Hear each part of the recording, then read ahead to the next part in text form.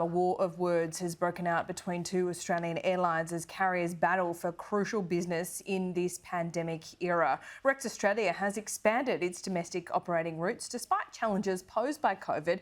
But despite this, Qantas has challenged the airline's viability. Joining me now live is Rex Australia Deputy Chairman John Sharp. John Sharp, thanks very much for your time. Why is Qantas questioning your viability? What interest does it have, do you think? Well, why they're questioning our viability is because they want to undermine our position in the marketplace by, Alan Joyce, the CEO of Qantas, has on 3 occasions over the last few months made statements saying that it's likely that, Rex will not survive the COVID pandemic, in other words, go broke. And he's doing that to undermine us in the market so that people won't book with us. And our, responsibility, we're a publicly listed company here in the Australian Stock Exchange. And when people make statements about your company that are false, misleading and designed to undermine you in the market, it's our responsibility to respond to those and to put the facts on the table as they are. Well, what are the facts? Will you survive this COVID era? Are you doing well? Because a lot of your business is obviously domestic, which is the only thing that's thriving at the moment. We've been a regional airline for nearly 70 years. We're the second oldest airline in Australia, been around a long time. And, we've been, as Rex, we've been constantly profitable. We've even made a profit in the first half of the current financial year, unlike Qantas, who produced a record loss for the first half, 1.47 billion statutory loss. So we've been without debt for a long time. Rex goes into the pandemic and remains so without any debt. And we have a partner in our expansion into the domestic airline business, and we've got a substantial amount of cash invested in us in order to fund this expansion. And so Rex has not only done that, but we've paid back all of the people who deserved a refund, needed a refund, requested a refund. Every single ticket that people couldn't take for a flight, we've refunded them. So we don't owe any money to anybody. We own all of our assets, our regional fleet. We own our offices, our warehouses, our trucks, cars, equipment.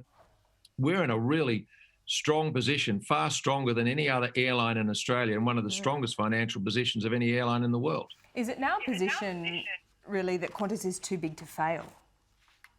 Well, I think some people would say that Qantas is too big to fail. Qantas's current financial position is not good. I mean, as we point out, over the last 12 years, Qantas has lost collectively about $1.8 billion over the last 12 years. Rex, of course, in the meantime, has made a collective profit of over $200 million. Qantas has got a gross debt of something like $7 billion, and it's got untaken tickets, unflown tickets of about $5 billion sitting on their books. So, Qantas has got a lot of financial issues. We believe that of the $2 billion worth of cash that they claim they have on hand, that the bulk of that is encumbered by the banks and is not therefore a lot of free cash available to keep the business going.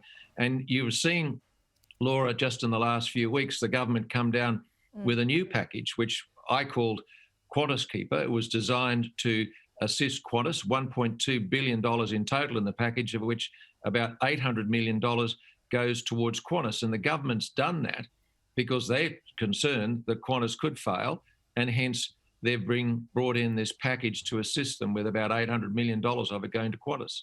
Fair enough, though, isn't it? Given its place in the marketplace and the number of employees, it's all about scale.